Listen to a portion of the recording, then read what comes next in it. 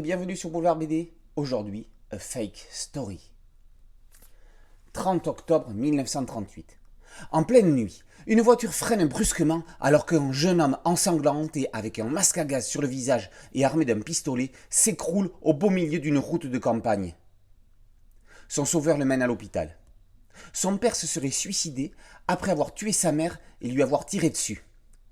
A priori, ce serait pour leur éviter d'être massacrés par les Martiens qui débarquent sur Terre. C'est tout du moins ce qu'a annoncé Orson Welles sur les ondes de la CBS. Qu'est-ce qui est vrai? Qu'est-ce qui est faux dans tout cela? La lecture de La Guerre des mondes d'H.G. Wells à la radio a provoqué une panique générale, c'est certain. Les circonstances de la tuerie familiale, ça, c'est moins évident à définir. Laurent Galandon adapte le roman de Douglas Burroughs. La célèbre émission de radio d'Orson Welles n'est que l'élément déclencheur de dommages collatéraux qui sont au cœur du récit. Évidemment, les causes de la mort de Joan et Robert Watts sont plus complexes qu'en apparence. Ornella Yates, la jeune amie de Ted, le fils Out, est-elle impliquée de près ou de loin dans la tuerie? Dans une mise en abîme, le romancier Burroughs mène l'enquête sur la voix d'Ella Fitzgerald.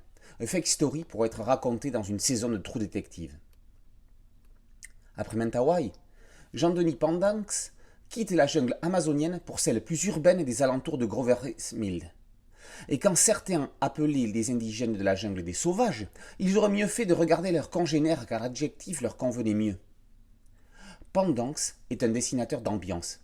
Ses couleurs directes très années 30 dépeignent parfaitement les ambiances glauques liées aux Hots et les recherches diurnes de Burroughs. Dans tout ça, qu'est-ce qui est l'histoire fausse? Celle racontée par Wells? Celle racontée par Ted pour protéger quelqu'un? Celle qui racontait la panique déclenchée par Wells et qui n'aurait au final pas été si importante que cela? A Fake Story montre en tout cas que la presse, la radio, puis plus tard la télévision et Internet sont d'une puissance dangereuse et que toute autre information est à prendre avec sa part de subjectivité. A Fake Story raconte une histoire de l'Amérique profonde, un épisode de racisme ordinaire, comme il y en a eu tant, comme il y en a encore trop.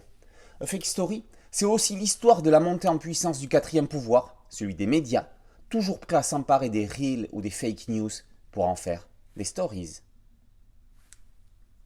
A Fake Story, par Galandon et Pendanx, d'après Douglas Burroughs, est paru aux éditions Futuropolis.